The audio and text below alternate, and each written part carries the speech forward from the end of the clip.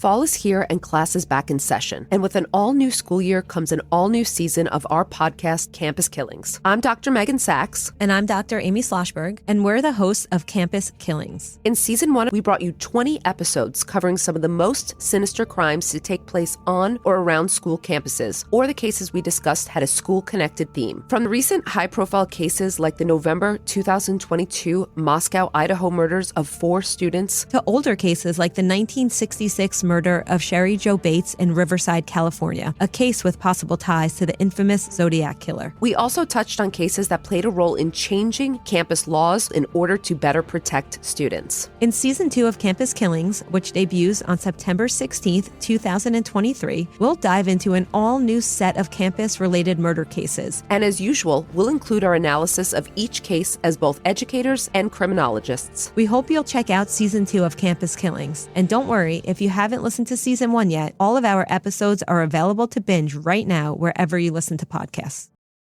You're listening to The Murder in My Family, brought to you by AbJack Entertainment. Be sure to check out some of the other great true crime podcasts from this network, including Missing Persons, DNA ID, Scene of the Crime, Zodiac Speaking, Beyond Bizarre True Crime, Citizen Detective, and Campus Killings. all of these podcasts are available for you to binge on right now, wherever you listen to podcasts. Subscribe where you're listening to this podcast so you don't miss an episode. The views and opinions expressed by guests on this podcast do not necessarily represent those of the podcast, its host, or sponsors. If you would like to discuss the murder in your family on this podcast, please be sure to visit themurderinmyfamily.com for more information. This episode may contain unsettling material or subject matter. Listener discretion is advised.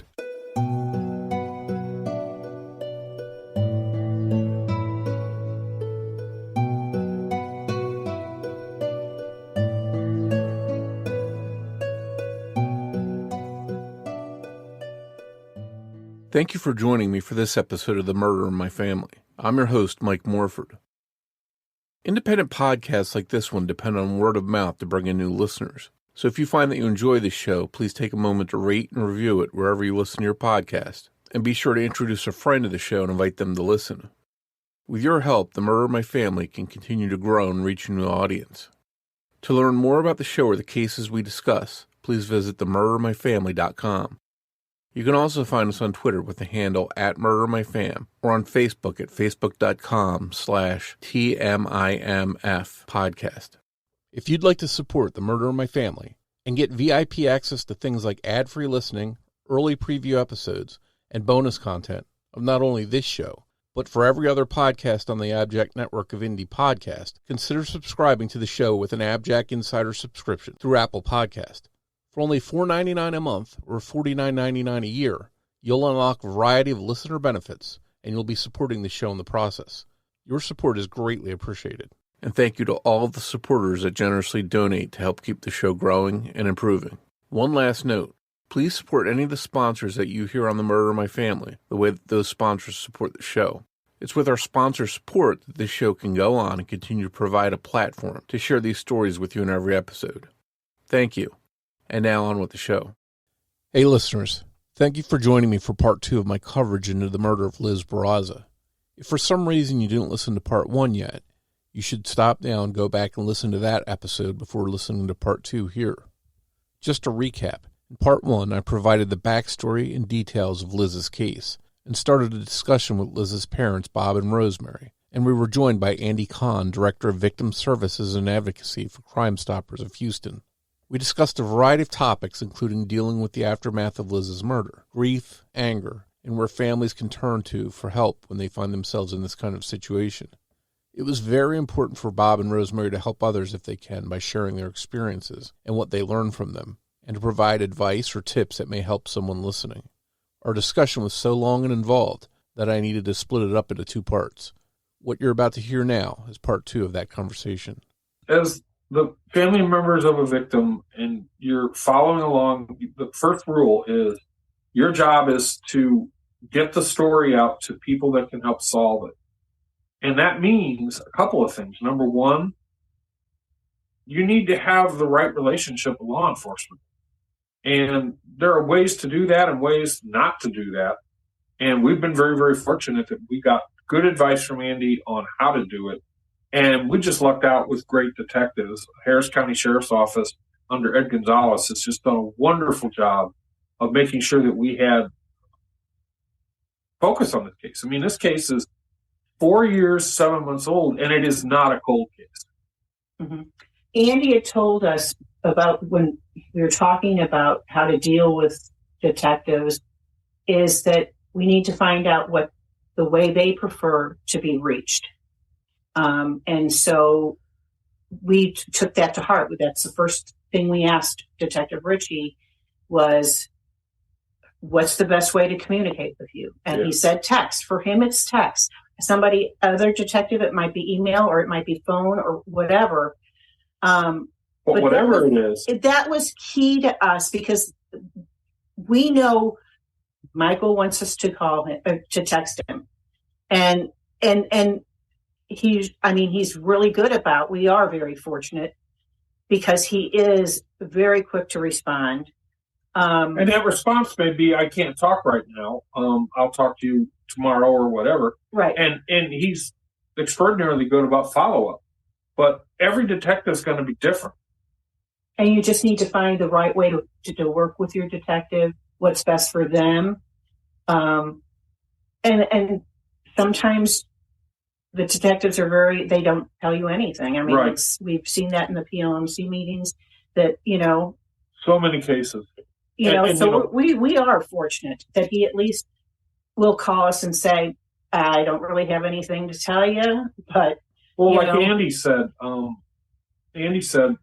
Andy is literally always at the POMC meetings to provide guidance. And one of the things that you get in a lot of cases, the law enforcement is not necessarily responsive to the family.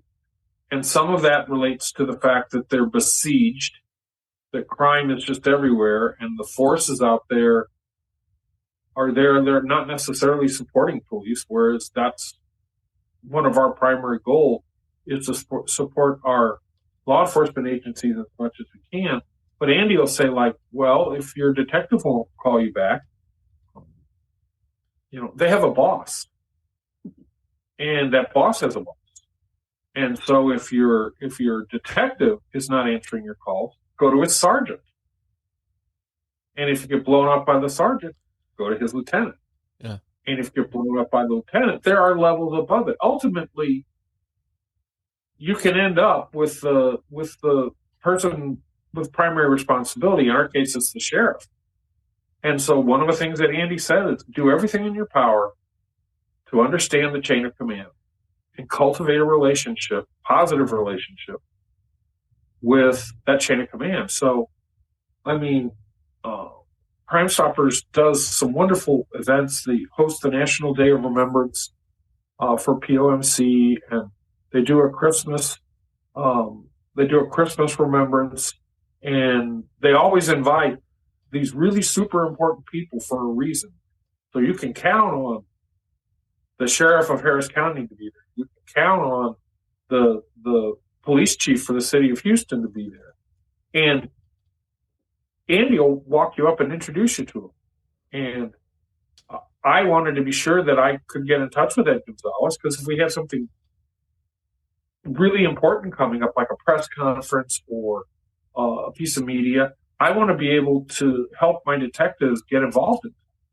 And so we have a very, very confidential contact list that includes all of these people.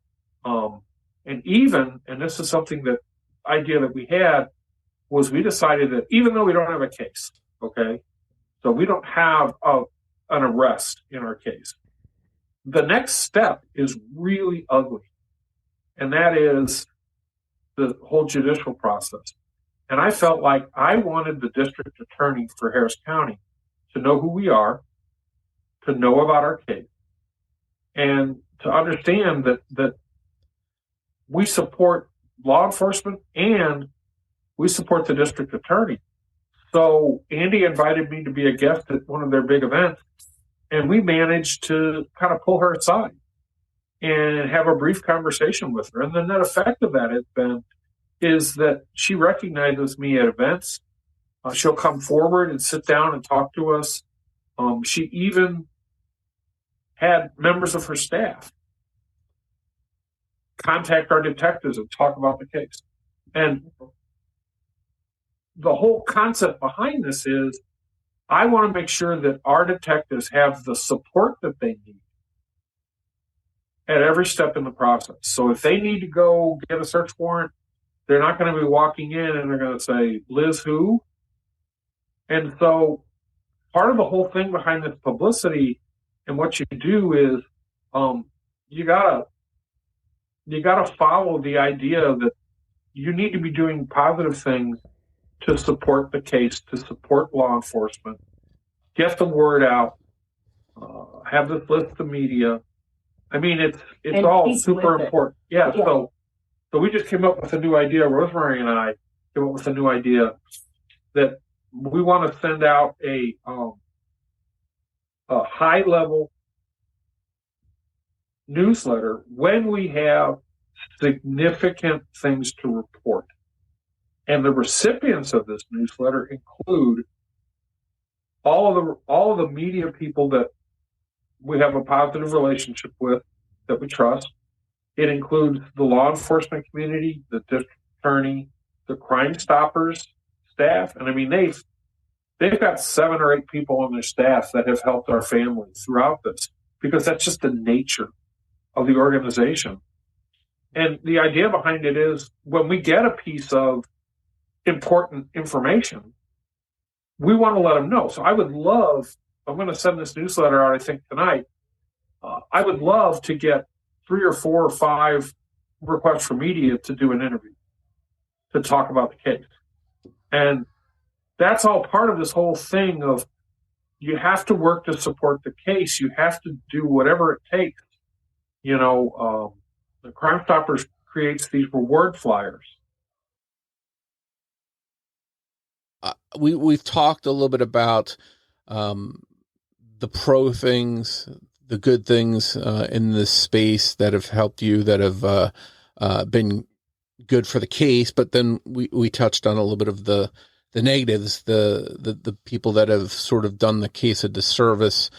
How do you try and filter out? You mentioned you have Andy that helps you with some of the decisions, but does part of it just come down to talking to someone, getting a feel for them, and getting a gut feeling as to whether you should interact with them? Yes. And in our case, again, let's not sugarcoat anything. We're actually very blessed. We're blessed because we have got this army of people that love our daughter and now love us and are willing to help. So one of the things is I personally will not go out and look at social media in any way, shape, or form, especially discussion forums like Reddit or Web Sleuths. And it's just simply because it's just too painful. But we have friends that will do this, and they will look at stuff, and they'll tell us, oh, you should take a look at this. This is very interesting, or this is really bad. Stay away from this. And so we actually get a lot of support from people who are very smart, very connected into the social media community. And they give us advice on, you should really talk to this person. There's a family at the POMC that we've become very close to. They just completed their trial. And they have taken a very smart approach to their media. And we've shared resources back and forth. And they'll say, oh, by the way, don't talk to these people, they're horrible. Or we just talked with this guy and really solid, we really like him. If you want an introduction, we'll be happy to give him your name. And so this POMC, Parents of Murdered Children's Group, is also a place where you can get information on other people's experience. And if I have a family, if I have a group member that wants to give me some advice on, never talk with these people, we'll take that advice. I mean, somebody let us know that there's a channel that if you do an interview with will force you to sign a contract that basically says that you can't talk about this elsewhere for 6 months. And not what we want to do. Yeah, that's and that might be something they may not disclose in the signing the on-air agreements and such. And so we now know we have them on our do not talk to list. So really, there is a gut feeling though. There are things that we're just like. Well, you have to go and watch what they've done, because past behavior is the best predictor of future behavior. So if you go and listen to their podcasts and they're full of snide comments or inaccuracies, or very clearly have an agenda that may not be in the best interest of the crime or the victims' families, we'll walk away. We won't talk to them. We had one company, or not company, show. It was going to be a new show. Call and wanted to interview us for one of their first airings. So they hadn't even, it wasn't even on air yet. Yeah, we couldn't see an episode. So we're talking to them, and everything was fine. We're feeling them out, hearing about it, listening to what they had to say and what their show was going to be like. And then they offered to pay us a appearance fee. And I mean, red flags went up. And it's like, oh no. Oh, and we continued talking to them. I mean, we weren't talking about the case. We were just talking about their format and all that kind of stuff. And, but we were just both like, what? So right away we called Andy, and we're like going, they offered us an appearance fee. And I mean, we're just like, we don't want to make money off this. We don't, this is, no, if you want to pay us for it. And Andy goes, I've done a lot of interviews. He says, I've never been paid. I've never been offered to be paid, and an offer to be paid. And he said, yeah, your instincts are right. But it was going to be on, cable TV. I mean, it was going to be a show. Yeah. And it turned out we were so right. And we knew it before we even asked Andy, but we just like went, okay, it's kind of one of those things where almost like any publicity is good publicity because it gets people talking, but it was so horrible. And the thought of this, and he's like, no, your instincts are right. So there is a thing where it is instinct.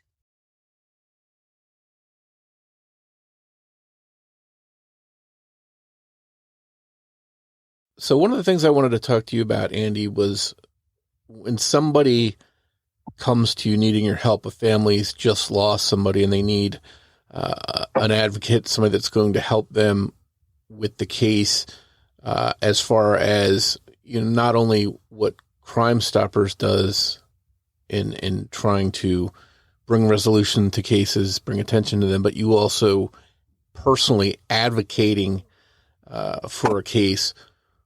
What steps do you take, and what's your process with that?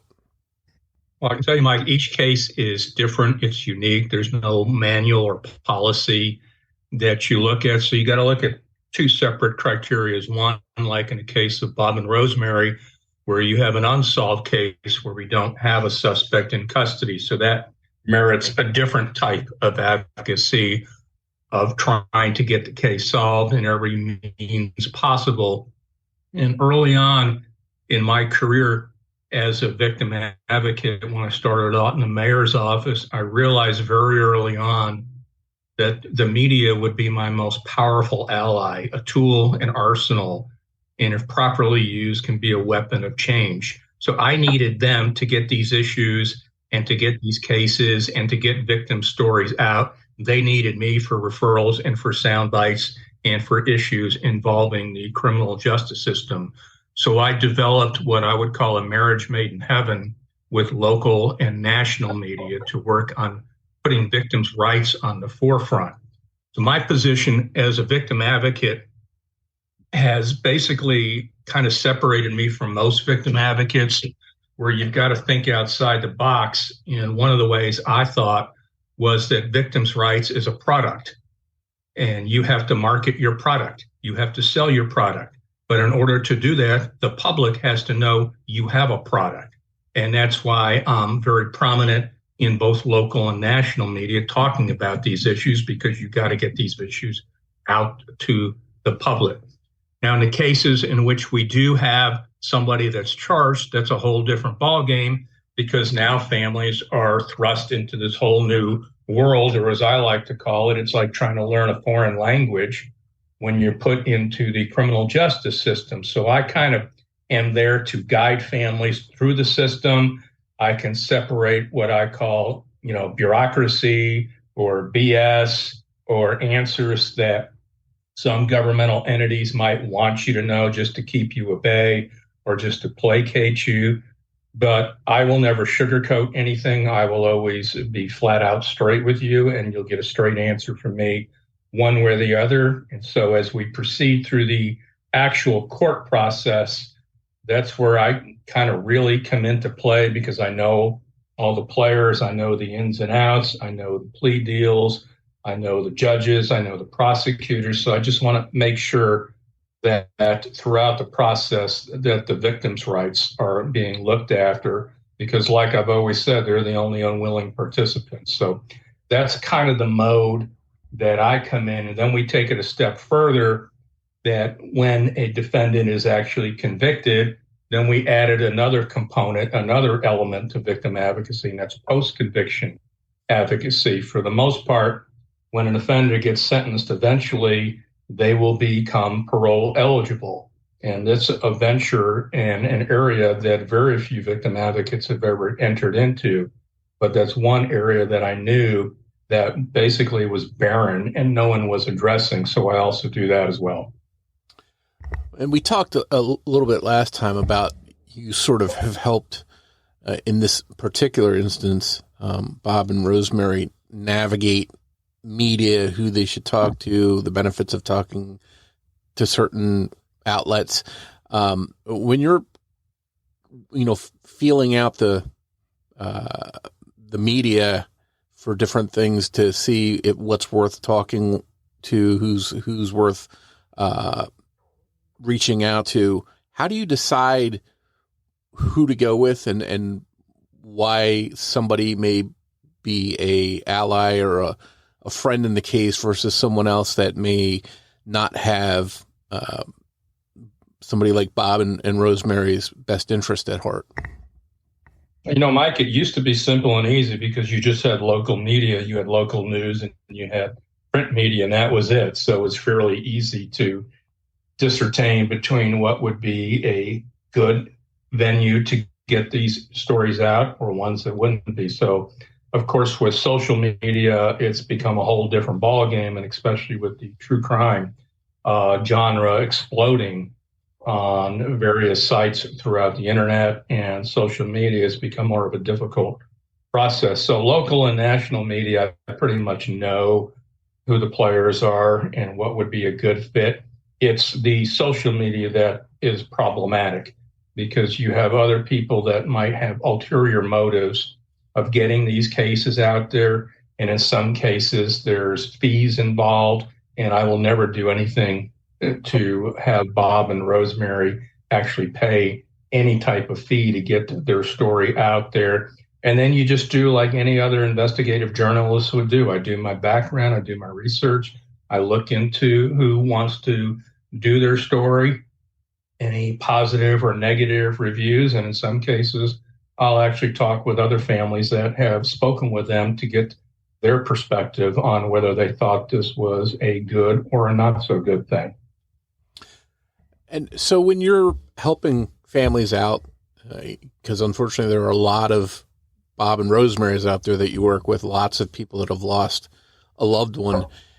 Is it difficult not to personally get connected to each of those cases and sort of, does that weigh on you personally, having to learn about each one of these devastating incidents and get to know the families? Do you feel like that's heavy for you to deal with that, and how do you deal with that?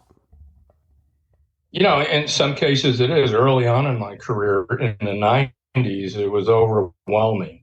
And it was overwhelming because we had a severe crime problem in Harris County with homicide rates and laws that were lax in dealing with victims' rights. So it took me a while, quite frankly, to learn how to balance between going 24/7 nonstop and actually learning how to work on cases without overwhelming yourself personally and emotionally so that you wouldn't be available for other cases. And you have to have outlets as well. So, for doing this for 30 years, to be frank, it's a learning process. And there are certain cases that touch you more than other cases. That's just human nature, and that's reality. And that's why I've always said there are front page cases and there are back page cases, and each case is unique, and each involvement of myself is essentially like being a Broadway actor. There's so many different roles that you can play, but it's all dependent on the actual script that you're handed, on how you react to that. So there's very few of us that are able to do this type of work, especially for a long time period like I've done. But I've always said, as long as I still have passion burning in me, I'll continue to do what I do. And if I didn't have passion, and if I didn't become close with families, then I would be just another bureaucrat or someone working 9 to 5 where I punch a clock. And that's just not me. Yeah, I've heard a lot of cases of, police officers, detectives that work on these cases and sort of take them home with them, and it weighs on them and it affects their family life. And a lot of them have divorces and other issues, alcoholism, things like that, because it's hard to sort of disconnect and leave everything at the office when you come home. And I imagine, that to some extent that boils over, it carries over to someone like yourself that's in an adjacent field that's dealing with the same kinds of things.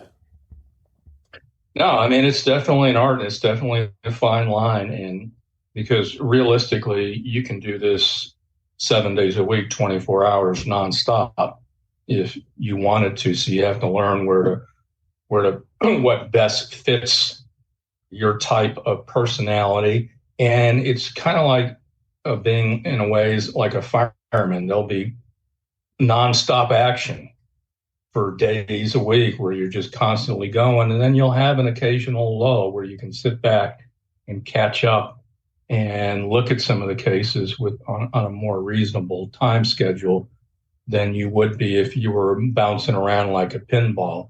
And because I do legislative work, that creates an additional issue as well, because during the legislative session, I'm constantly going back and forth to Austin, trying to get better laws for victims' rights and public safety. So, I like to say for some of us that do this, and very tongue in cheek, and I'm not meaning to put all of us on a pedestal, but we are the true guardians of the galaxy. And that's how I like to look at it. And along those lines, Bob and Rosemary, I'd like to ask you too, as far as this case, obviously this is your daughter, so this is important to you. And I try and, I can't ever put myself in your shoes because I don't know what it's like to go through what you've gone through. But I imagine that if something, God forbid, happened to one of my kids, the way this happened to your family, I don't know how I would be able to turn it off. I think I'd be 24/7 just laser focused on the case and nothing else. And I don't know how you navigate doing the job of getting the word out there, monitoring the website, putting new details out there, but then also going on with your day-to-day lives and jobs and your relationship and the Star Wars stuff that you do, things like that, it seems like you need to have some kind of separation from the case and still leave time for yourselves. And how do you do that? So when Liz was originally murdered, the 2 weeks following that are a total blur. I can't think of anything else we did in those 2 weeks except case-related stuff. And this is going to sound weird, but fortunately I was unemployed at the time. I had been looking for new work since October of the previous year. And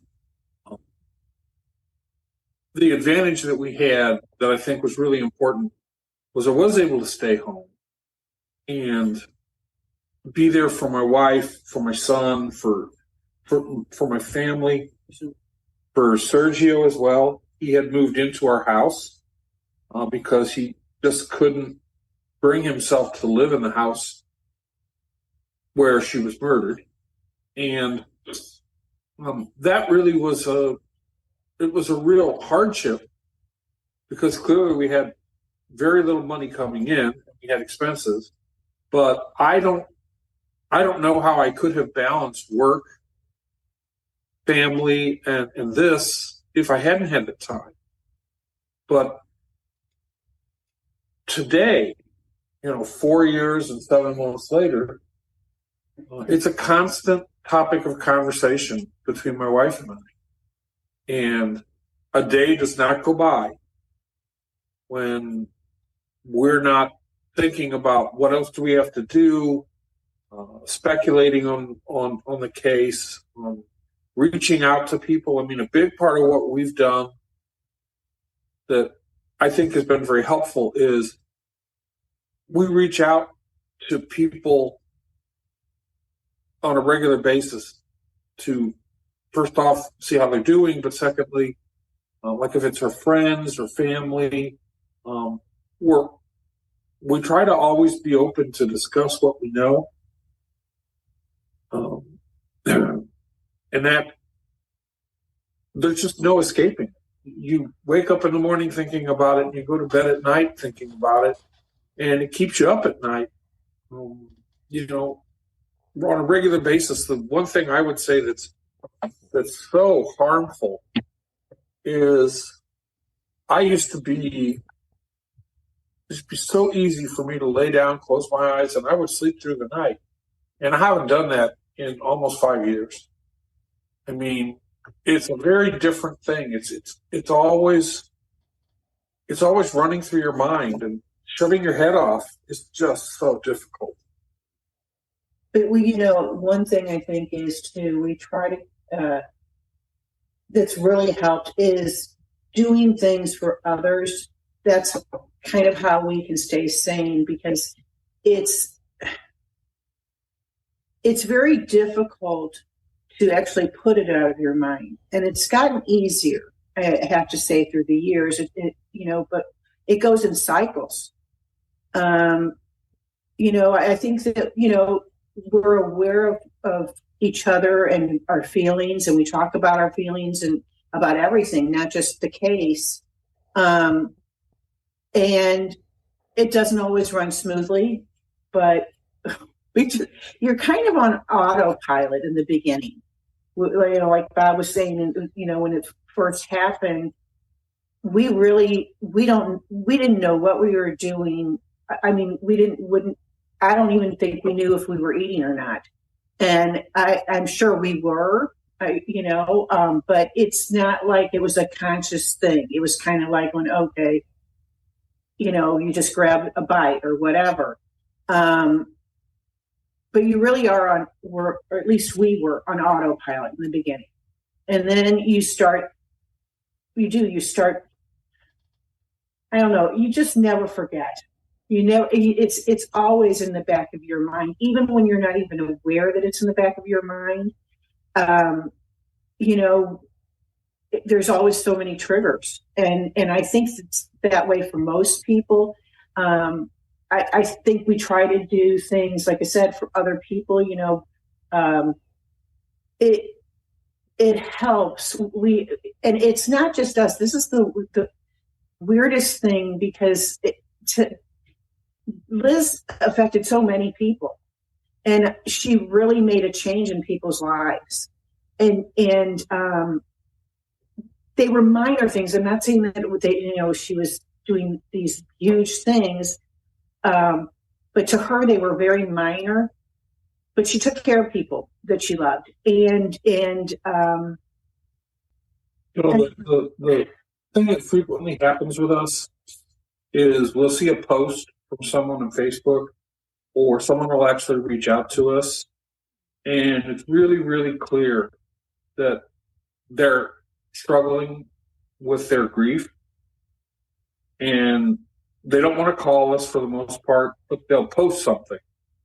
And a lot of times we'll reach out to those people and say, hey, looks like you're having a bad day. Do you want to talk? Because we're very fortunate. I mean, don't get this wrong.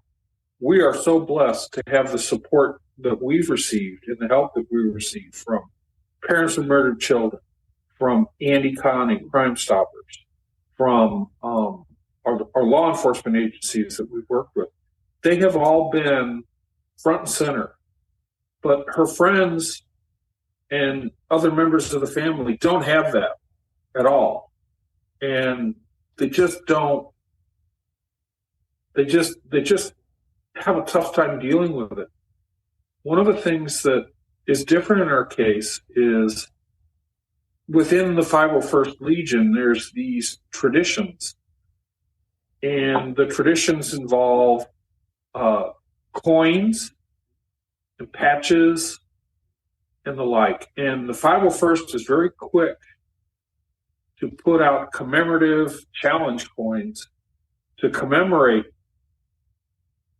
an event like this. And when Liz passed, two separate groups within the 501st very quickly created, produced, and paid for commemorative items. And those commemorative items were used to raise money to help out Sergio with his expenses and such. But what we discovered is they become really important carry-alongs. And in one case, there was a beautiful coin that was made that shows Liz in her biker scout with her favorite dog, Diesel. He's a little dachshund on the front. And those coins are frequently, even today, seen. Like whenever I go on a troop, I troop as a TIE fighter pilot, and whenever I'll go on a troop, there'll be people there, and I have a coin that I've carried on every troop I've ever been on, and I will always take a picture with that coin wherever I am that commemorates the event, and it's my way of saying, hey, Liz, I'm here, this is for you. But other people will do the same thing, and people go on trips, and they'll see something that reminds them of Liz, and they'll take a picture of themselves with the coin and send it to us. Or somebody will say, I'm having a really bad day, but I found Liz's coin in my wallet or my purse, and it really helped me out. And those kinds of things are very important. So we actually created a coin with the assistance of Marcy Shelley, Liz's best friend. And she has an artist that she uses, Peter Haig, who's just extraordinary. And we created a coin, and we've used that coin. We had 100 gold and 300 antique nickel coins created, same design, but each one is numbered individually. And we actually have given a lot of those coins away to people who we feel like need some point of attachment to our daughter, need some place where they can pull that coin out, hold it in their hands, look at it, and helps them remember something important. There's also 5 or so patches that were done by the groups, and then her friend Marcy Shelley created this outreach called the Liz Library. And what she's been doing for years now is putting whole sets of the Harry Potter 7-book series in hardbound into children's hospitals and shelters and places where kids could benefit from the Harry Potter books. And I don't know how many books that she's done, but it's a large number of these series. And these books are not inexpensive. They're about $150 for the set. But again, this is another ripple going out. And Marcy just absolutely looks for every opportunity to donate a set of books. And to help raise that money, she created a series of patches. And I think it's really funny to show you how this thing takes off on you. When she did the first one, she created a patch. And her thought was, if I sell out all the patches, I could probably buy like 5 or 6 sets of books. And of course, she sold out all the patches. They went so fast. But then something really unusual happened. So she was able to get like the 5 or 6 sets of books because she put every dollar towards buying books. But she started getting contacted by people that said, I don't need a patch. Can I just send you a set of books? And she ended up from the patch runs that she did, she ended up with like, I'm going to say it was like 25 or 30 sets of books that were given to her. And she has been diligently putting those books into children's hospitals and places where kids are long term. Ronald McDonald houses have gotten a couple. And that's the thing. Those kinds of efforts, they help you by you helping others. And I can't tell you how. I mean, when Marcy told us about that program, Rosemary said right out, Liz is going to be so mad because she would have wished she'd started this thing with Marcy while she was still alive. It's just like, it's such a great idea. And this is how you help other people. And so, which helps you. And it's coming to what, it's a horrible thing to say.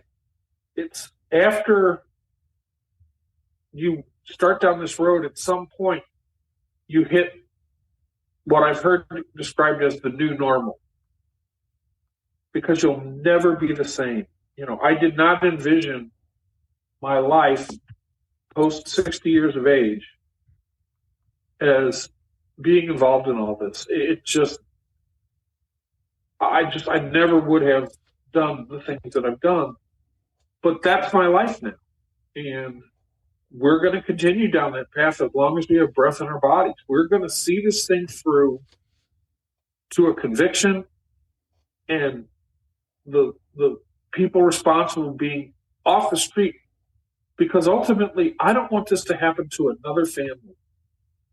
That is just like one of my biggest fears, is that the person that did this to Liz is still out there and maybe doing it to someone else, because the taking of one life can affect thousands. It's definitely a ripple effect for sure. That one person is killed, and then everyone connected to them in some way, their lives are forever altered.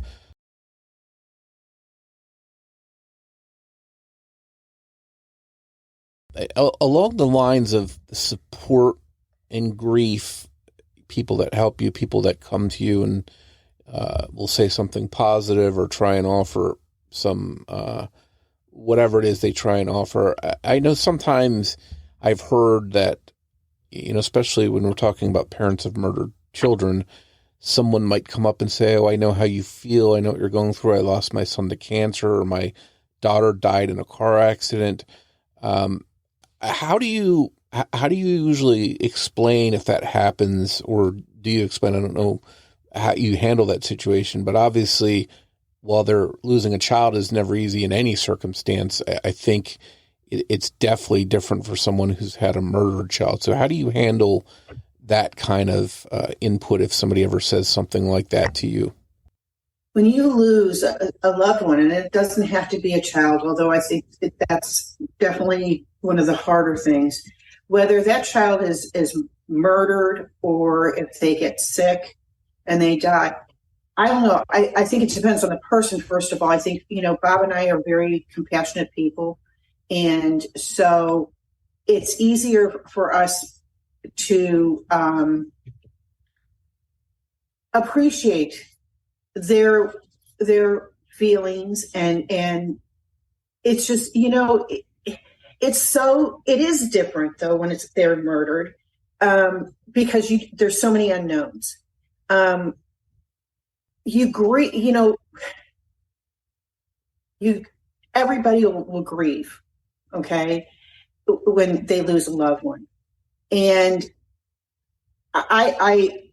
it's okay. My mother died when I was 15 years old from cancer. And that hit me really hard. And, I've lost a lot of people. I mean, we're getting older, and, I've lost siblings, and all of those deaths were easier for me to handle. I still grieve them, but it was nothing as bad as losing my mom. And I was like, okay, I made it through losing my mom, and it did take a long time for me to get over that. Losing Liz is like so different. It's because it is your child. But it's also, it's like, okay, I've grieved Liz. Okay. But you can't get past, there's more to this than just grief. Grief, I mean, it does come and go regardless, but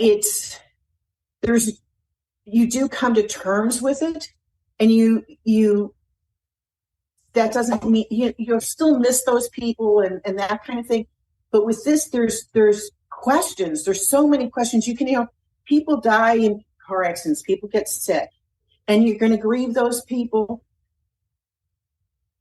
and you're going to miss them, and you love them and all that. But this is such a violent act. And there's no answers. We don't know, some people do get to find out, they know who did it from the very beginning, but there's still, it's like, you're just that why. And like, we know that when this case is solved and it goes to trial, if the person or persons that did this would give us a reason why,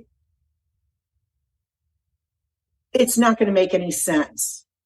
And I mean, but it's like ongoing though, because we're not just grieving the loss of our daughter, we're grieving the fact that we don't know what happened. If somebody gets sick, that's awful. That's awful. And you have to kind of look at, okay, well, that happens. I mean, it's people do get sick and die. People do get in car accidents and die. This just makes no sense at all. It's just baffling. Our daughter didn't live a dangerous life. Our daughter was the height of caution. But more to answering your question, so if somebody comes up to me and says, I lost my son to a car accident, or I lost my son to suicide, or I lost my son to illness, I don't ever make a grief one-upsmanship and say, yeah, I'm really sorry for that, but what do you think it's like when somebody drives up to a garage sale and shoots your daughter 4 times? I never do that because that's an unhelpful thing. I will offer what comfort I can. I don't ever try to minimize anybody's grief and their reaction because I don't know what it's like to lose a son or a daughter to cancer. I hope never to understand that pain. I don't know. There's no way to react to it except to be as open and compassionate as you can. And sometimes it's really hard.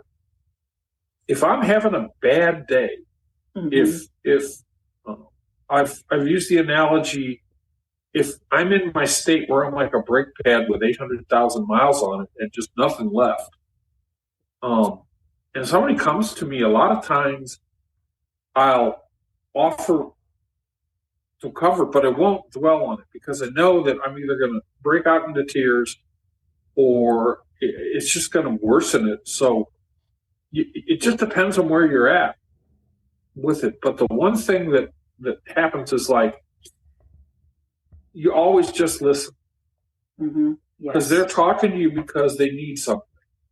And if you can figure out what they need you to acknowledge that it's a hard thing or it's a similar thing, then I'm happy to do that. Sometimes you get asked for advice.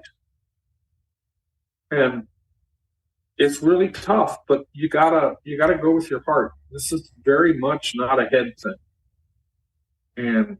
But it is hard. And a lot of people will come up and say the opposite. They'll say, I can't imagine what you're going through. And, you know, the reaction to that should never be, oh, you just had no idea. This is just the worst thing imaginable. I mean, you have to thank them for their compassion. And that's what it's all about, is acknowledging the other person. And they're trying to say they can't walk a mile in your shoes. And if someone ever says that to me, I said, I hope you never have to walk an inch in my shoes. I hope this never happens to you or anyone you love. And those are really good words of advice.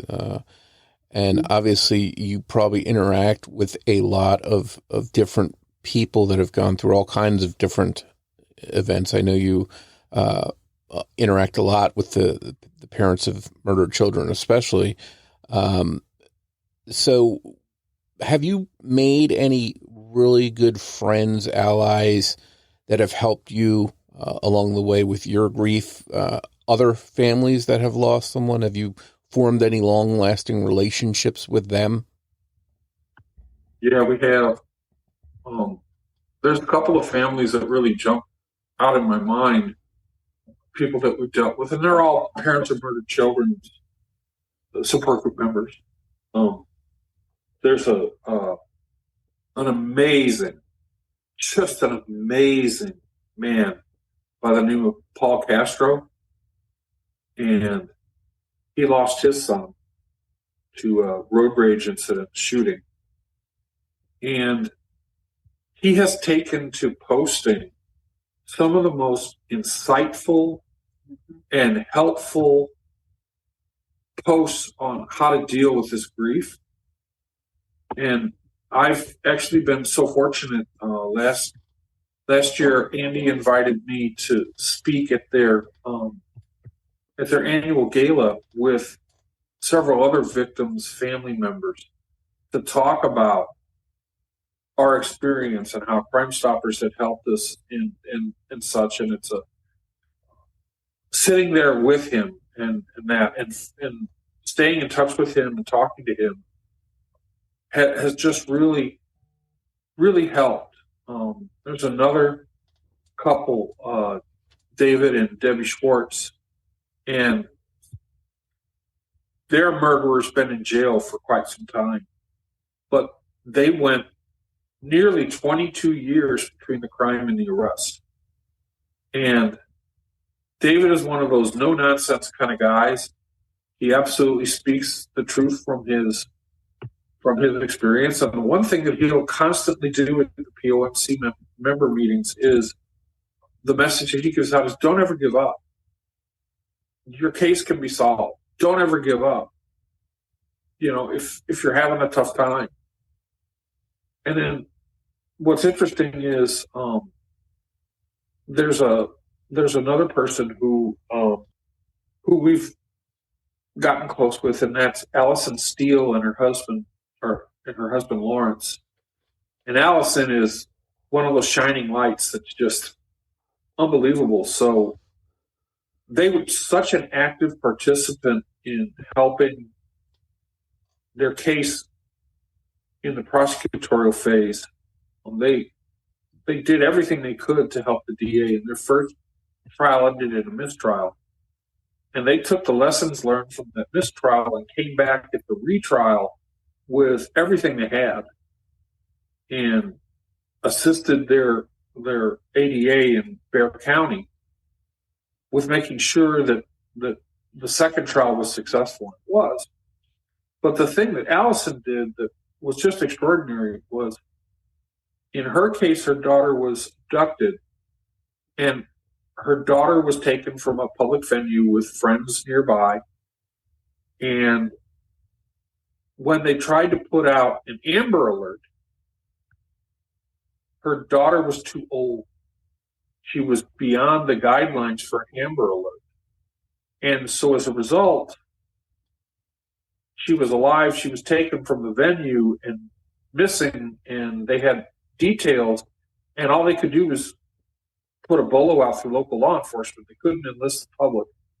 And so she decided, along with some others, to make sure that there was something in place. And so they actually created the framework, found a legislator in the Texas legislature to sponsor a bill. And Andy was a huge player in this. And they spent, I don't know how many days down in Austin testifying and providing support and everything. And ultimately, this has been passed. It's called the CLEAR Act. And it allows someone that's between the age of the Amber Alert and the Silver Alert to put out the word that a 19-year-old child has been abducted. And you look at a person like Allison Steele, who was in the midst of dealing with a trial and trying to get justice for her daughter, and she pulled out all the stops. And Andy was there every step along the way to help her. And with the help and support of the parents of murdered children, because a lot of parents of murdered children would take time off work and go down to Austin and be in the gallery or provide public testimony to this, they got that law passed. And that's just another example of how you get close. I remember I was driving to work one day, and I was passing a billboard on the highway with a clear alert. And I had my phone, and I just started hitting the picture button because I had never seen one before, and I ended up got one that was clear enough to send. It was just kind of crazy. I won't ever do that again. But I sent it off to Allison, and she was so excited. She said, "This is the first one." And ultimately, I know that program has resulted in people being found. And that's the kind of thing, we have these contacts within POMC. I know that if they have a phone chain, and if I ever have a bad night, I can pick up the phone and call any one of the volunteers on that phone chain. And they'll pick up the phone and talk to me. It might be 2 a.m. And you're not going to get that anywhere else. I'm always impressed when out of tragedy comes something positive, like you're talking about, where there's laws changed or new procedures or something positive to help, someone else. We all hear about terrible things that come from these terrible things that happen, but to hear positive things, how people are able to help other people as a result, that's always very positive to hear that. Andy has done something that is so amazing, and that is he partnered with a local newscaster from our Fox affiliate, Randy Wallace, and they have a regular series that's run for I don't know how long, but it's called Breaking Bond. And I'm going to let Andy talk about it, but when you talk about making positive change, this is an extraordinary outreach to the public to let people know how horrible the situation here is in Harris County. So, Andy, if you wouldn't mind, please talk about it, because it's very inspiring. No, you're right, Bob. In my tenure as a victim advocate, I've been responsible for pushing or enacting over 25 pieces of legislation. And for every piece of legislation or bill that we get passed into law, there's always a catalyst for change.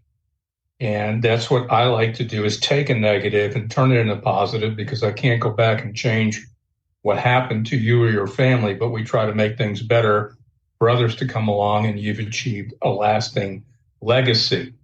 So one of the things that we started noticing in Crime Stoppers was we started seeing a trend of people who were murdered and by defendants who've been released on multiple felony bonds, 1, 3, 4, 5, sometimes even 7 or 8 bonds, or they were given a PR, personal recognizance bond, which is basically a get out of jail free card. So we teamed up with a local Fox News affiliates, and we created this weekly segment called Breaking Bond, which we've now done for 2.5 years. And every week we start putting the focus on cases that, from our perspective, should have been prevented, but because the system has now had a change of philosophies of releasing defendants, no matter how many times they've been charged with crimes, including violent crimes, people have paid the ultimate price for that. Because of the attention that we put on this issue, we were actually able to pass into law what was known as Senate Bill 6, which basically states now you can no longer get a PR, personal recognizance, or a get out of jail free card on any offense involving a violent type of crime. And that's cut a great deal of these types of cases that we've been documenting. So that's just another example with working with local media to expose the issues and to get a positive resolution. And that's what victim advocacy should be about. And that's what Bob and Rosemary do. Besides trying to get their daughter's case, they become a tremendous asset and have encouraged other people to follow their trend in getting rewards enhanced and keeping their cases alive. So they unwittingly have become role models in the surviving family members of homicide advocacy group. And we need more people like them to kind of show families the way. You can never have enough allies in this fight to well, help if people. You think about it, every other entity in the criminal justice system has a large departments. They have people that are working. They have lobbyists, paid lobbyists, particularly inmates and defendants. For the most part, there's very few people who actually advocate on behalf of victims' rights.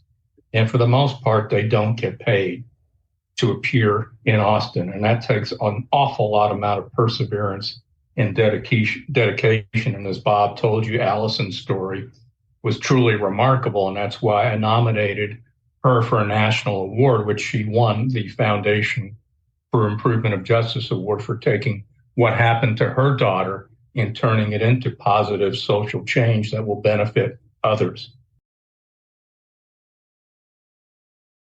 So I know in the first part of our discussion last time we talked, we were talking about, and you were going to discuss some things that Andy thought maybe were a good idea, things that you wanted to touch on, certain points. Did you want to talk a little bit about some of that stuff? Yeah, because I think it's really important. It's really important to give other people who are walking with us the same tools and same advantages that we have. So we've done a couple of things that are different.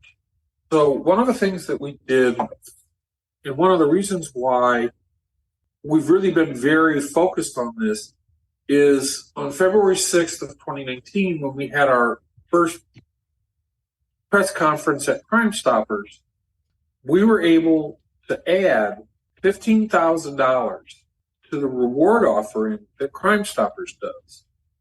So if the detective in your case wants Crime Stoppers to offer a reward, they have to reach out to them and have that conversation. And then Crime Stoppers, part of one of the most important things in their mission, will have a press conference, create posters and flyers and things that you need, and offer a reward of $5,000 for information leading to the arrest and conviction of someone involved in a crime. And Sergio's brother had started a GoFundMe. And this is kind of out of left field, but I think it's an important thing to note. One of Liz's friends was the Peter Mayhew Foundation. And Peter Mayhew was the actor that portrayed Chewbacca in 5 of the Star Wars films. And Liz became a loved and endeared friend, and they always described her as a family member to them. Well, when they heard about it, and they heard about the GoFundMe, they made it a point to go through all the effort that it took to get a representative from the foundation down to Houston to the press conference with a check. And in fact, they sent them a blank check so that at the very last minute, they could round up the reward to $15,000. And Crime Stoppers graciously accepted that donation. And so when we announced this crime in February of 2019, we were able to stand up in front of the world and say there's $20,000. And I've already talked about it, and I can't say any more about it, but it's just so amazing the way that Crime Stoppers collects tips and how they keep everything safe and anonymous.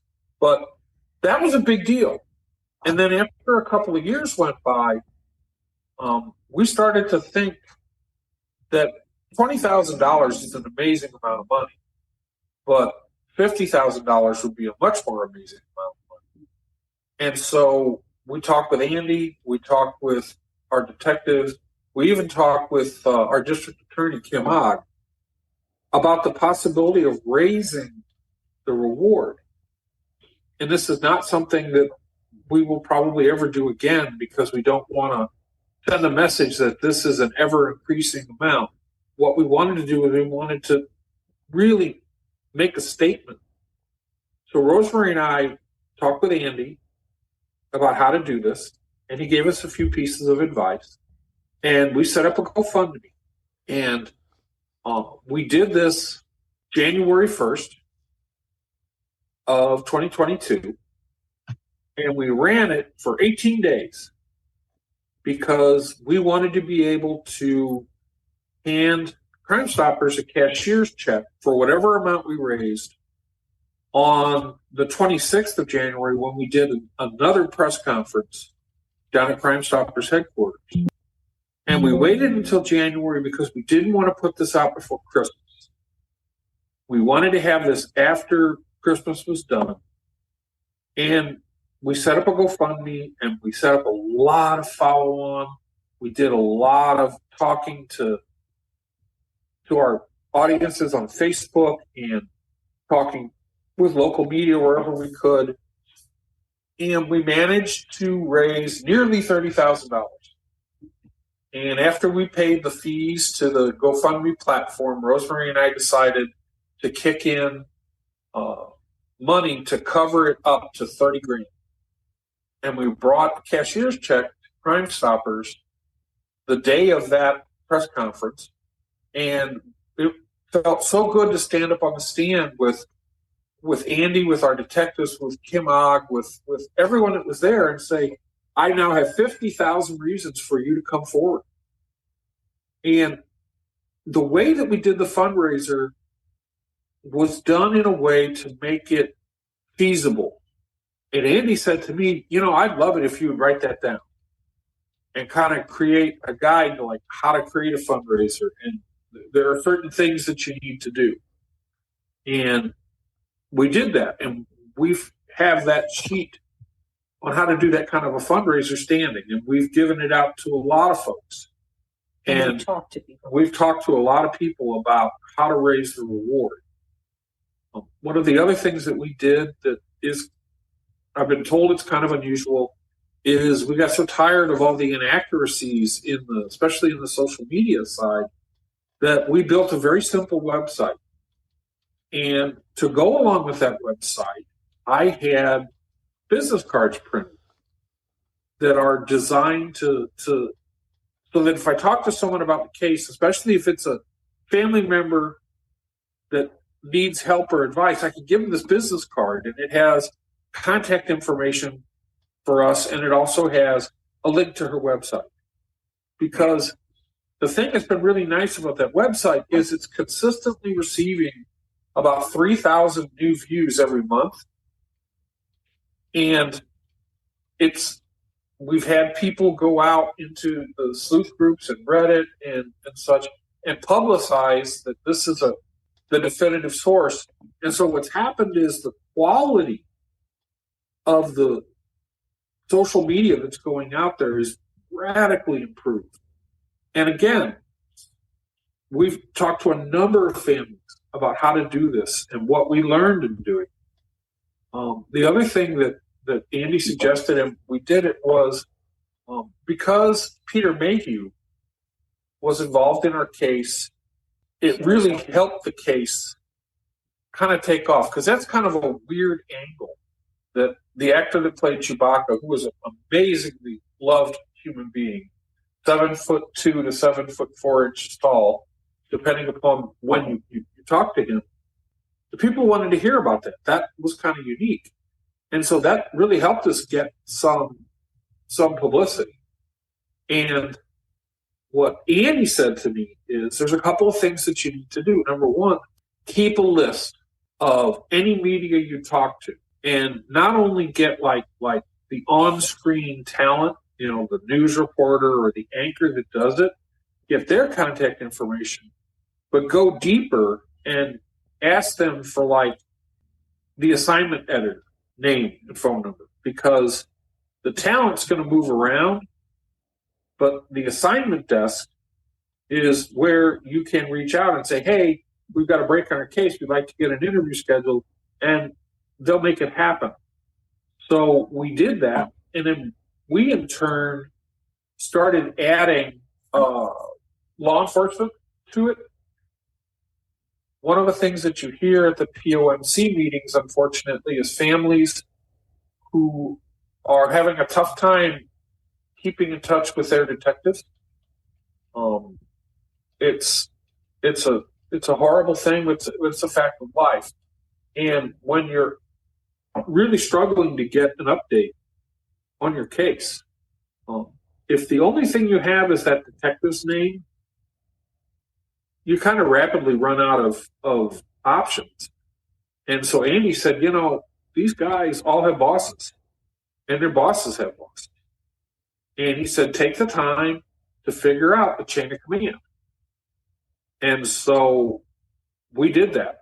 I have a way to reach out to multiple levels above our detective, all the way up to, we're very fortunate because of Crime Stoppers, we've gotten to have a personal relationship with the sheriff. I can reach out to the sheriff and say, hey, I really need one of the detectives to be available for a press conference next Tuesday. We did a press conference one time where our detectives, that was their normal day off. So them going in and doing a press conference was basically the equivalent of overtime. And I reached out to the sheriff and said, Sheriff Gonzalez, I really need the detective to be available for the press conference. And because of the kind of person he is, he said, of course, whatever you need. Tell him I'm okay with it. So fundraising to enhance a reward is super important. A way to publicize the results and give people a fixed point in space, a single source of truth to come and read about the case and get information is really important. Having a contact list that we just recently did something.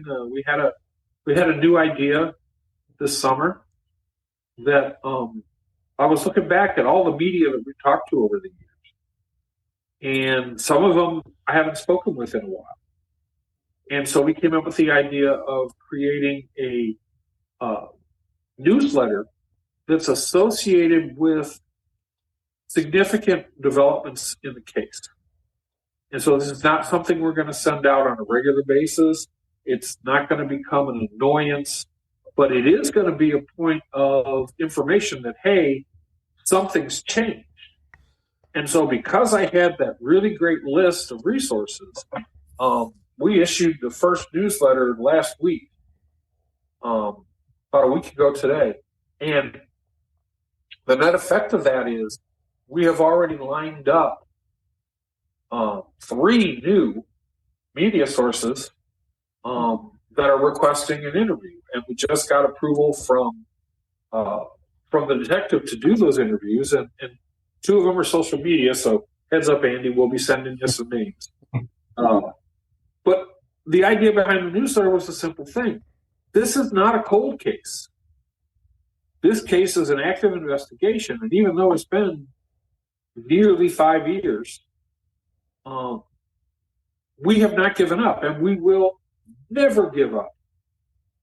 And there's something else that Andy and his group have done that I think is just extraordinary, that I really wish he would talk about, because the support for victims is there's no such thing as a intake and an outtake event of support for victims. You know, the Crime Stoppers and Andy are there for everyone. But one of the things that they realized is in some cases, the family members are at an age where they may or may not be able to attend parole hearings. And so Andy is very innovative, and he came up with a way that they can have their presence felt at a parole hearing, and it's received a lot of attention. It's just an extraordinary program. And along those lines, would you care to talk about that, Andy, a little bit more? Yeah, I'll fill you in on this.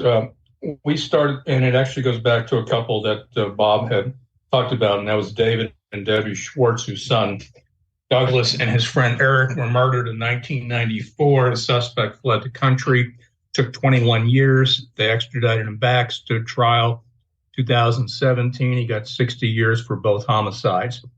He'll be eligible for parole in 2043. The reality is David and Debbie Schwartz aren't going to be around in 2043. That's just human nature. That's just the way it is. So I thought, how do we go about preserving their voice for a parole hearing that's not going to take place for over 20 some odd plus years, or 30 some odd years in some cases? So we came up with this idea, and we were funded to actually create videos specifically for the parole board. And we just wrapped up this year's project. We've done 32 videos with victims' families who are either going through the parole review process now, or eventually will have a parole hearing. And the concept basically is that, especially in a state as large as Texas, where parole hearings are held all over the state, sometimes it's not logistically feasible for you to attend. There could be health reasons. There could be natural reasons, such as you passed away or so forth. But this way, at least you are assured of having your voice. So we partnered with the Board of Pardons and Paroles to create videos that will be archived in the file, so that whenever the offender comes up for parole, they will have access to the video. So I think it's a great deal of relief for victims' families to know that their voice will forever be preserved, and they don't have to worry about other things that we have to deal with on an everyday cycle. So we're really proud of this project. It's precedent-setting. No one else is doing anything like this, but it goes back to an issue of victim advocacy that I realize very few people are even aware of or talking about, and that is post-conviction advocacy, and that's what this does. Well, that's a fantastic idea, as is the newsletter that you sent out, because I think as much as people want to help with the case and keep Liz's story out there, you know, they maybe go on with other things and they're not paying as much attention. So I think that newsletter is also a good idea to send out there for people just to remind them, hey, here's some fresh information, or here's a new update in the case.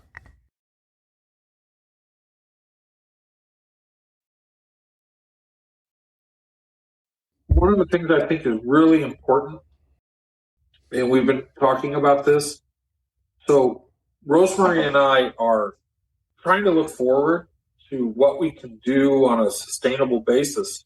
And so we're writing these things up, the business cards, the website, the fundraising, the guidelines on how to handle work with media. We're writing these things up, and it's ultimately our goal to find a way to distribute them on a larger scale. We're still in the sort of the early stages of thinking it through, because I think it's an important thing, and Andy and Crime Stoppers has been very, very supportive of our trying to do this. And I know that we have a couple of places where it would make sense to make these documents available. So like Parents of Murdered Children, which is just such an extraordinary national organization. And so I'd like to have these things all drafted up and made available so that they've got the audience, so they might be able to help us with the distribution.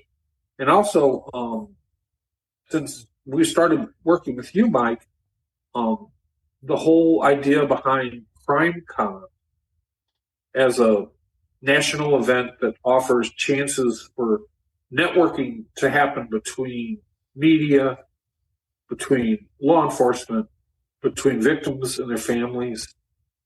We had not heard of this prior to our involvement with you, and it just seems to me like that's another place where we could make resources available to get word out to help families.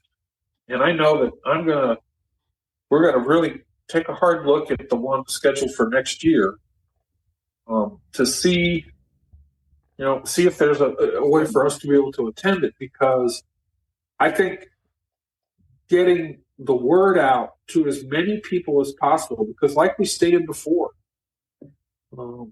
I don't know how many Andys there are out in the world, but I don't think it's a whole lot. And he's kind of indicated that it's not a whole lot.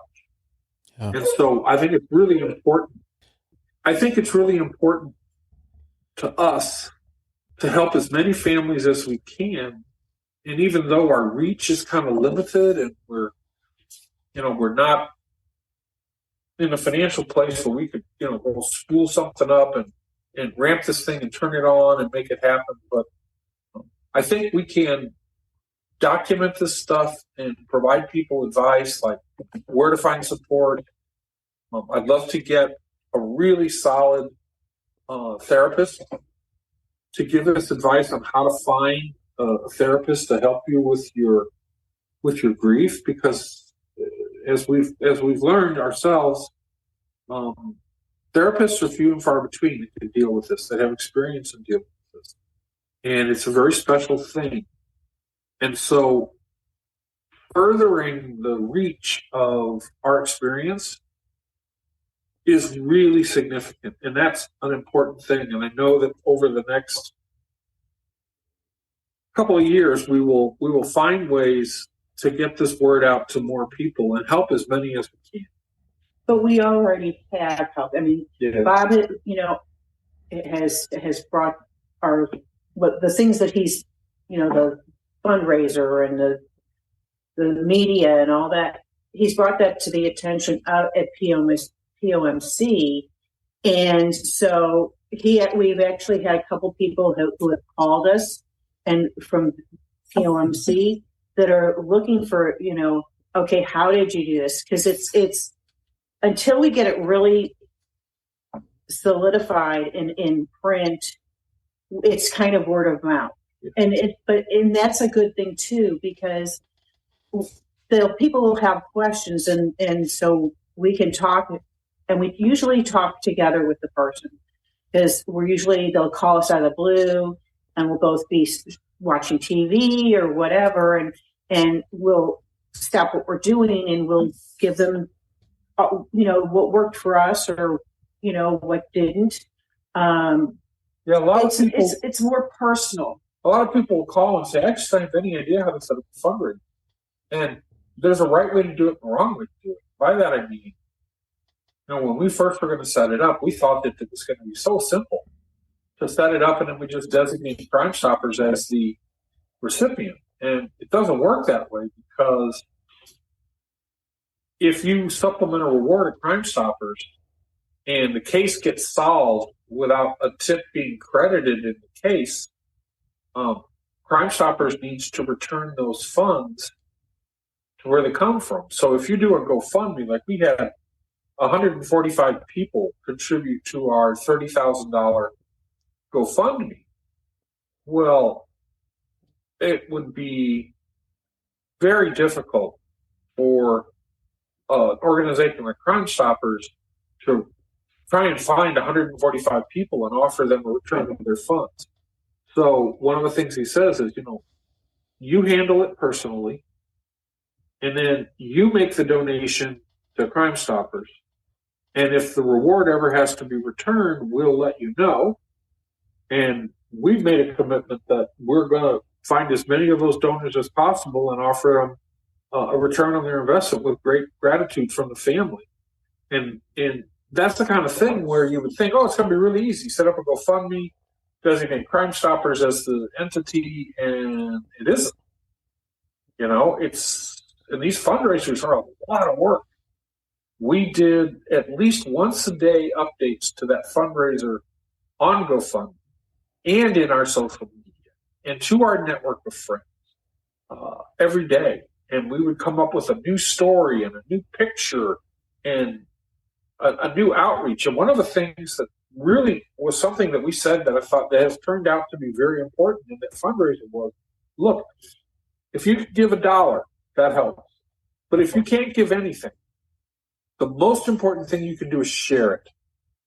Because we have quite a few names of people that contributed to the fundraiser where we have no idea who they are. We don't know them. They're not part of our group of people that we interact with. And we know that these donations have come in because somebody shared it. And that's all part of the advice we're giving. Is we want people to succeed so that they can do more. And one thing that I definitely want to touch on before we conclude our conversation is, we've talked about it a couple times, is your website, whokilledlizbarraza.com. I can't stress the importance of how important it is to have accurate and complete, thorough information. Your site is definitely contains all of that. It's probably the best resource that you can find. And it's important in a case to not have misinformation go out there. I just wanted to talk a little bit more about your site, how much work goes into it, how updated is it, how often do you update, that kind of stuff. Well, when we originally had the idea, we thought, how do we get the word out to the world that there's a single source of truth in this case that's open to the public? And so we thought about a website. By trade, I'm a technical writer, so I'm very used to writing things. Writing is easier for me. It's much harder when it comes to my daughter in the case because it's personal. It's very personal. It's when I have to sit down and write something on this case, it's much longer than if I'm doing something for work. But what we decided to do was, first off, we needed to find something that was affordable. And I needed to find a website hosting source that had a simple way to build a page. Because this is the big stumbling block. So how do you create the content for the web?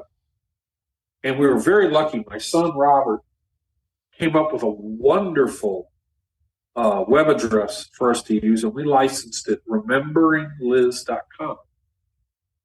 But for the actual website, the web address is whokilledlizbarraza.com. And that's a kind of a jarring thing to put in a publication. Come visit my website, whokilledlizbarraza.com. So what we did was we set up Remembering Liz Barraza, and if you click on that link, it doesn't open anything at that side. It pops you right over into the website. And that redirect is really good because it allows us to put something out there in a publication without worrying about people being turned off for clicking a link like whokilledlizbarraza.com. It's softer. It's softer. So we made that decision early on, and I bought both of those URLs. And, depending upon where you license the URL and pay the fees, it's anywhere from $4 to $20 a year. It's not brutal, but I will say this. Make sure you use a good email address, because if you fail to re-register it when the fees are due, you will lose the URL, and somebody might grab it. Then we found a web hosting provider that had a really good, simple way to build pages, and we purchased a package from them, gave them the URLs, and got them all set up. And then Rosemary and I and my son Robert and some of her friends kind of just had big brainstorm sessions. How should we organize this? And so we decided that the front page needed to be all about the case from a very high level perspective. It needed to state that this was a site that was built by her parents to serve as a place where you could come and get the facts, no speculation. And then we also acknowledged Crime Stoppers, so that we wanted to funnel tips to Crime Stoppers. And then we acknowledged the Peter Mayhew Foundation, because ultimately, for both of the fundraising events we did, the initial one that raised 15 and the secondary one that raised 30, they were a huge support and partnership to us. So we wanted to acknowledge that incredible support. So we decided we needed a front page. And then we felt like a lot of what people get wrong about the case were things about Liz or Liz and Sergio or our family. And so we created a page called About Liz. And we just started doing, think of it as a bulleted list. And it says things like, Liz was born in Oak Grove, Illinois on June 26th of 1989. And that's just a freestanding statement. It's you can't dispute it. If you want to dispute it, I've got a birth certificate. Liz was married on February 1st of 2014. Liz and Sergio bought a house in April of 2016.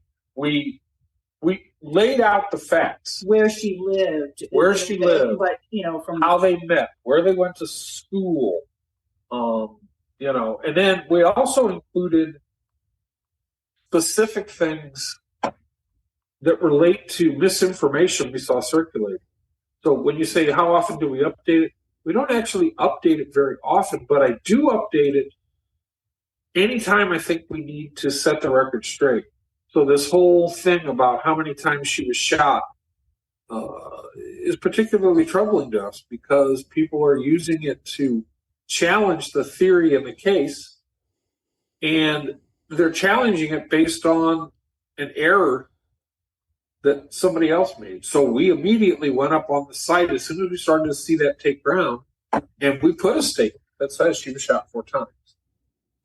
So we'll do that, and we will continue to do that. And I always make sure and say on the pages, when was the last time I updated them, so that people know. We did a piece. This was the hardest piece, and this took several months to do.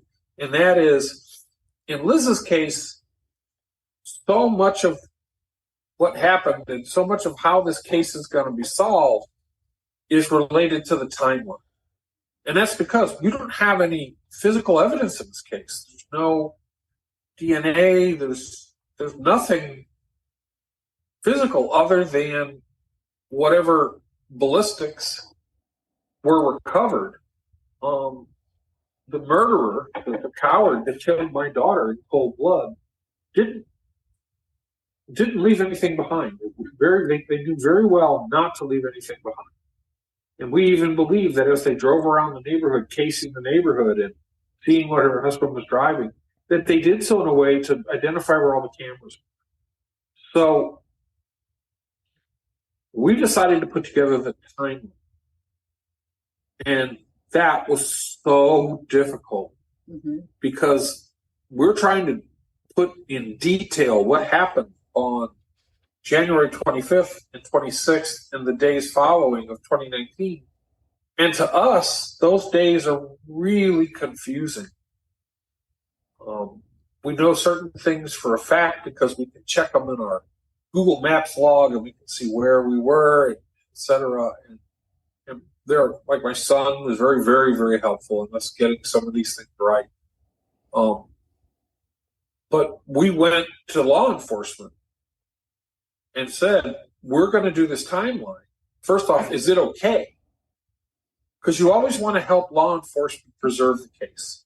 So you always want to make sure that any information you put out there is something that they accept as reasonable and something that should be out there.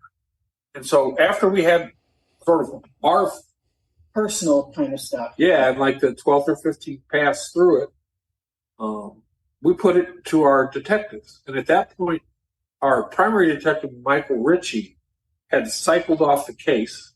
He'd gotten promoted to sergeant and transferred to parole. And we had a new homicide detective. Patrol, sorry. He cycled off and was assigned to patrol. And at that point, we had a new Detective Wallace Wyatt. And we washed this timeline through both of them. And they filled in all kinds of details because they had access to the 911 calls, which we didn't have access to. The logs. They had access to the Sheriff's Department incident reports that were done. And so they filled in a lot of the details that we missed, specifically times. We wanted to make sure that the times, since this was all about timeline, we wanted the times correct. And we also wanted to be sure, if we didn't know for a fact, if we couldn't corroborate that time, we made sure to state when we entered a new event in the timeline that it's either approximate or it's based on our memory, which may be faulty or whatever. But we hammered out this timeline. And it was, like I said, it was the hardest thing to do because our timeline is very complicated. But so much happens so quickly. Yeah, and so much happened before she was murdered, which is really one of the most important things that we wanted to get out there. We wanted to establish the fact that the murderers were seen driving by her house at 2:30 in the morning on the day of the crime, approximately. And we believe they were casing the house to see what vehicle her husband would be driving. So they could tell when he left the house and she was all alone. And that's the thing. We say we believe, or, because that's not a fact. We don't know really why they were going. Obviously, they were there to case, but we don't know the reason why. Yep. So that's what we believe. We don't know for sure that this was a hit, but that's what we believe. That's what the police believe. Right. So we try to be as honest about it as we can. If it's just our belief, then we state that. If it's a fact, then that's stated, and we say, okay, this is a fact. It was given by the police officers, the detectives. They got the phone call. This 911 phone call came in at such and such a time. Those are actual times based on the police records. Yeah. So, because obviously, like when we got the phone call, about her alarm, I believe at that time those are actual times because we could go back in my phone, but I've since gotten a new phone. So but at that time, I think we had that original phone. So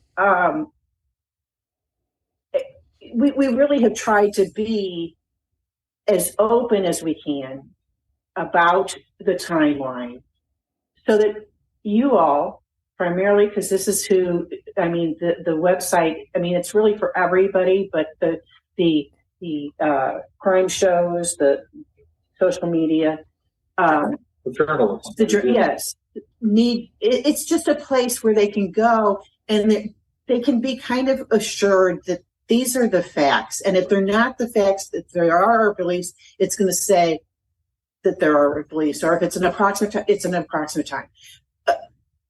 It's important. It could solve the case. We believe that it could solve the case. And the other thing is, so we also decided that we wanted to put Liz's face and her presence on the site. So we created a page that has pictures and videos of Liz at various stages in her life. Embarrassing baby photos all the way up through photos that were taken days before she was killed. And we think that's an important thing. I want people to see what a beautiful woman she was, because she was really extraordinary. And then the last thing, how funny she was, because there's ones where she's being her quirky self, and it's the pictures are designed to really help people understand who Liz was, and if you do one of these sites and you're gonna put in pictures, make sure that you get permission from anyone that appears in the pictures to use the image. Like, we actually have posted some pictures from Liz's wedding, and we reached out to the photographer and asked for permission to use those photos. And every time we do national media, of course, their legal departments need signed disclaimers that we have permission to use this photo. And her wedding photographer has been just so wonderful. She gave us a blanket release to use Liz's wedding photos wherever we needed them. So it's something you might not think about, but the last thing you want to do is have to pull stuff down because somebody felt like you didn't have the right to post it. And then the last thing that we did, and this has been the hardest thing to do, is we put up a page of links to what we felt was important media coverage on the case. And it's hard to do for a couple of reasons. So this case has gone far and wide. This case has enjoyed coverage in the press in Great Britain and Europe. This case has been extensively covered here in the United States. And some of the reports are re-airings on a network syndication. So we'll do a shot with Fox 26, and other Fox affiliates will pick up the coverage because they picked up the original story, and they'll air that. And so it's not designed to be a definitive list of coverages, but it's the ones that we feel are important. And like, for instance, one of the things that I'll do next week is I'll add these two podcasts to that list. It's hard because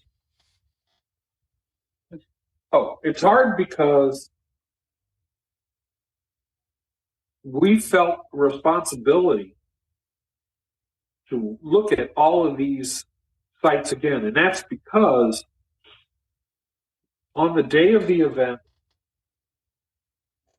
the footage that shows her death, the footage that shows the assault attack on my daughter, was made available to the media. And some media outlets chose to air that coverage without editing out the seconds of it that involve her actually being shot. And the animal that killed my daughter was so cold and ruthless that seeing her actually be killed is just, it's horrendous. And I had really tried very hard to not see that segment. And I will say this, the majority of outlets that cover her case today cover the footage that has the shooting edited out. There are others, though. There are others that don't. Numerous, and so we even created a section that says very explicit in it, because there are still unedited clips of her being shot. And there are other clips where someone has taken and put the audio from the Nest doorbell cam underneath the video from the neighbor's surveillance and done their best to synchronize it. And it's so brutal to hear her scream. It's so brutal to know that her last moments on earth were filled with terror, pain. And I want to make sure that if you're clicking on links in this thing, that you're not accidentally walking into something that will just traumatize you, because it traumatizes almost everyone that sees it. So what we do have that links to press and media on there as well. So it's a really simple site. It's 5 pages. And we don't have any feedback mechanism on the site. I don't have any way for someone that's on the site to send me a message. That's done intentionally because we want to shield our family. And I would heartily suggest, if you build a site like this, that you really think that part through. But it has a URL that I think is really easy to remember, Remembering Liz. And we have friends that will regularly drop this URL into social media, either theirs or into Reddit or the web sleuth channels or any of the other. Because one of the things we found is there are dozens, if not maybe even 50 to 100 different places where people talk about our case. And so this website becomes a way to get facts into that discussion, because we're not going to respond to that. That's just not something we're interested in doing. But who knows? I mean, it could very well be that someone in one of these groups finds something or hears something that we haven't heard. And if we can encourage them to go to Crime Stoppers and drop that tip, I can tell you for a fact that our detective, Michael Ritchie, who's back on the case because he promoted he was transferred from patrol back to homicide, where he now is heading up a 5th squad in the homicide department at Harris County Sheriff's Office. He will follow up on anything that he gets in terms of tips and leads, especially if they come from Crime Stoppers. So, I mean, that's the important thing. And the other thing that I would stress, because it's the easiest thing to do, is go to one of the online providers of print services and get a little business card made up with a picture of your loved one and details on like how to submit a tip. So we have a Crime Stoppers tip line on her business card. I have the website on her business card. All these things are really important because you run into somebody. You run into the district attorney at an event. You run into, we've talked with senators and representatives for the state of Texas. We've handed her card out in so many different locations, because what you want to do is you want to make it easy for someone to help you. And so I think the business card's really inexpensive. I think we spent like $20 for the business cards. I think that's a really critical thing to do. Well, you'll have people that, overhear you talking to, wherever about not about the case, because we don't talk about the case really in public, but, where somebody overhears something, I just heard about this case. And to hand them the card so that they can actually find out more on their own, and that's instead of us having to go through stuff. I mean, sometimes we will. It depends on the person and what, their interest. But it's just a great way to reach out to people. Or maybe, you just meet somebody that you think, God, these people sound like, they might be able to help. We'll give them the business card. Yeah, we also had the vinyl wristband made up. So we're on our third order of 500 vinyl wristbands that say Elizabeth Barraza, Justice for Liz on them. And people will see that and they'll see the name and it sparks the thing and they'll say, oh, wait a minute. And, I've had a number of people who have seen that wristband and wanted to talk about it. Wanted to know what that was about. Yeah, what that was all about. Why are you wearing a wristband or whatever? And it's just, you got to find these little things that help you draw interest to the case, because as we were told on February 6th, our job is to get the person that knows something about the case, that knows what it'll take to get it solved, to get in touch with Crime Stoppers. And so that's sort of been where we've focused.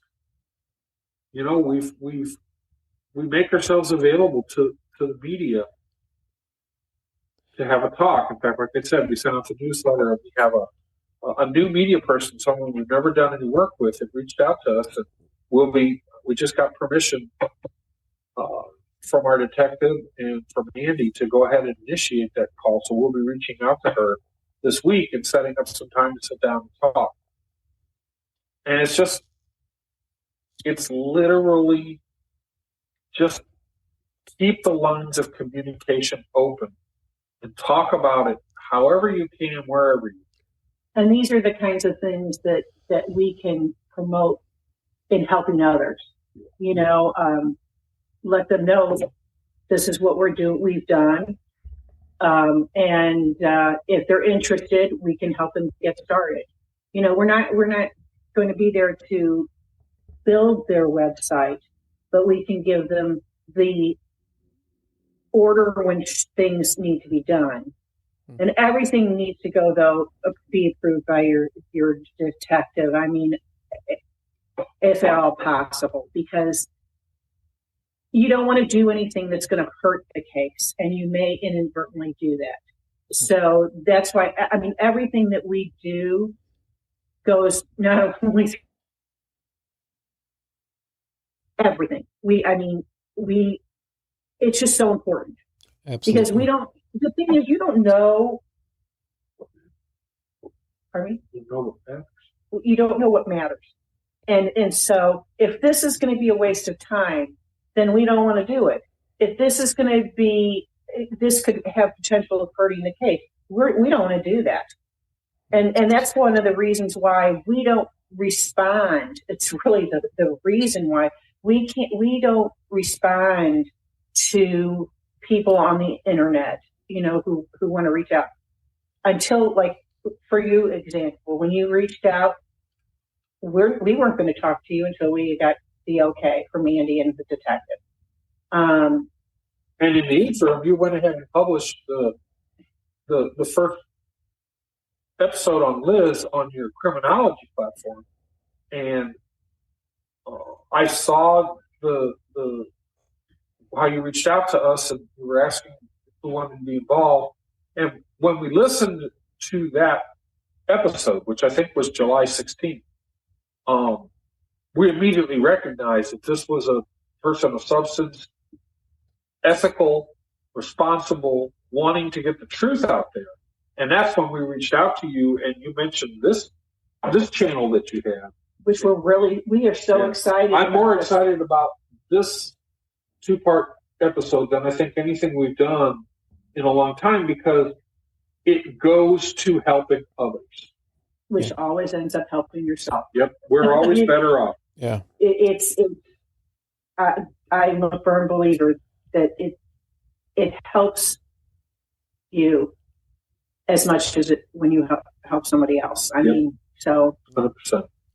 I agree with that 100%. And, that you can never have too many allies. And so that's one of the reasons I appreciate you coming on here to discuss all of this.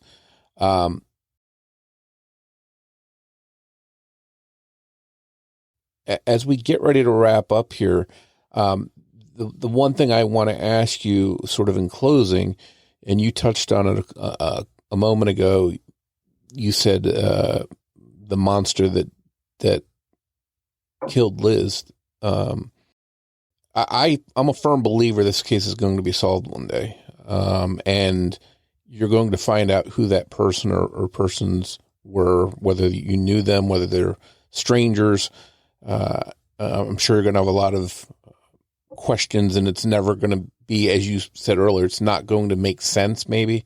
But are you prepared for that next chapter when you find out who did this and then having to go through the whole process of court and that part of the case?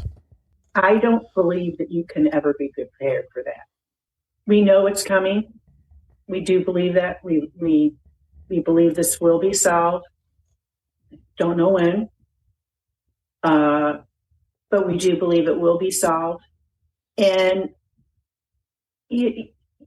there's no way you can prepare for that. I remember the night that she was shot, coming home, because I actually came home.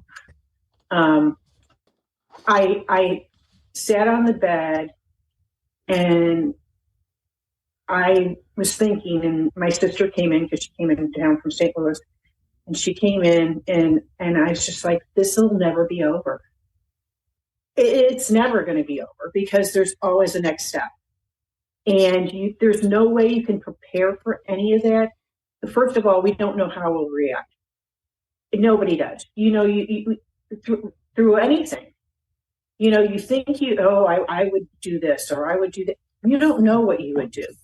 I mean, I know I've said that before about different things. And the fact is you don't know, how you're going to react to something. And if you're prepared. No, we're not prepared. We are aware and we are, I think. Well, Andy's made it very clear to us that the arrest, arraignment, bail process, waiting for trial, that whole thing is a completely, he says it's like learning a different language. Mm-hmm. He has made it very clear to us. And we have talked to a lot of families that have their perpetrators in various stages of that. Some of them just have a name and they're hunting for them. Some of them are in jail but have not been brought to trial. Some of them are in the midst of trial. And what I can tell you is, I think as hard as coming to grips with the fact that a coward murdered my daughter, I think the next steps will be much harder. Because, here in Harris County, the DA is working really, really hard to speed up and work through the backlog of cases. But I mean, realistically, we're probably looking at, if they made an arrest today, we could be looking at a year and a half or 2 years before any of the significant trial phases would happen. And there are going to be things. There are things that a defense attorney can do that are designed to be done in favor of their client that are really negative towards the family. And one of the things that you can't get ready for is, what is this going to look like when it happens? And Michael has always been right out with us. I mean, day one, the first time we met him, he said, I want you to be prepared when we arrest the people responsible. You're going to be devastated. And we even asked him that question again last week. And his statement was, my original statement holds. I think that when we find out who did this, you're going to be devastated. Because we really believe it's somebody that she knew or knew her. Or that they hired someone to do well, this. Right. That. But I mean, in our case, we're probably looking at two different actors. The person that wanted her dead and the person who killed her. And we don't know if we're going to get one or both. And we don't know if that's true or not either. Yeah. I mean, that is a speculation on our part as well. But based on, conversations with the detectives, that is a possibility. And so to be prepared, there's just no way. We know it's going to suck.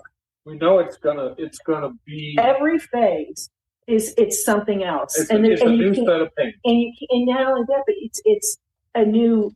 How do you prepare that? You can't. It's really going to be that we're just going through each day, and and you know what? We're not going to be prepared, but we'll get through it. Well, and we have people we can talk to. So, I can pick up the phone and call Allison Steele and her husband Lawrence. I can pick up the phone and call David and Debbie Schwartz. I can talk with people that have been through this. But every case is different. Every person is different. But they're going to give us whatever advice they can give us based on their experience. And the one thing that just keeps resounding in my head is never give up. Never give up. Push, push, push. And so that's what keeps us going. I don't believe that when there's an arrest, I don't believe in closure. I don't think I'm going to feel better about this. Like, my daughter's dead. She was an unarmed woman setting up for a garage sale, and some coward walked up and took her life. Knowing who did it or why they did it or anything, I don't feel like I'm going to say, oh, thank God that's over. It's not going to be that way. I think the family pursues justice because that's what we need to do. We need to get these people off the streets, because if they did it to our daughter, they could do it to someone else. I want to see them pay for what they did. Ultimately, I would love to see anyone and everyone associated with planning and executing her murder to be identified and go through a jury process to make sure that we have the right people. But I just don't know what that's going to look like. I feel like that's going to be as hard or harder than 5 years not knowing who did it. The only thing about, reason why I think this is the hardest stage is because your trust is so shattered. I mean, because we don't know who is responsible. And who do you trust? I mean, I'd like to say that we trust a lot of people. I know that we, do have some trust in some. But the fact is, there's always, especially since the detective said we're going to be devastated. And I think the reason why he said that is because he does believe that it's somebody that she knew, because they had to know about the garage sale. And since she didn't do it on any social media or anything, that's a very small group of people that knew about the garage sale. And that's where it's like going, okay, this is tough. And when I think it's just the fact that you don't know who to trust. Right. I mean, I think through the years our trust has grown back a little bit, but there's always like doubt. It's like, man, we're always very cautious.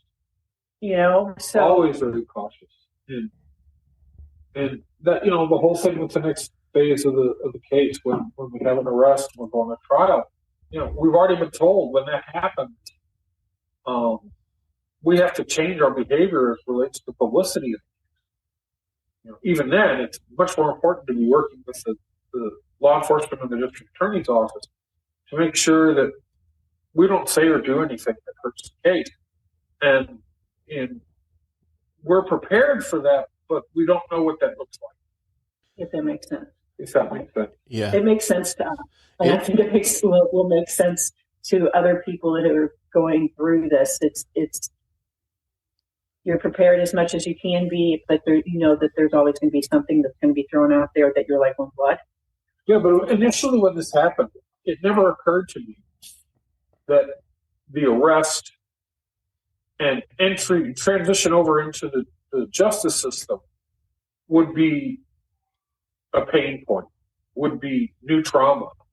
And all you have to do is go to one Parents of Murdered Children's meeting and hear people tell their stories, to hear them talk about, I took the day off from work and went down because there was a hearing scheduled in my case and it got reset or it got postponed.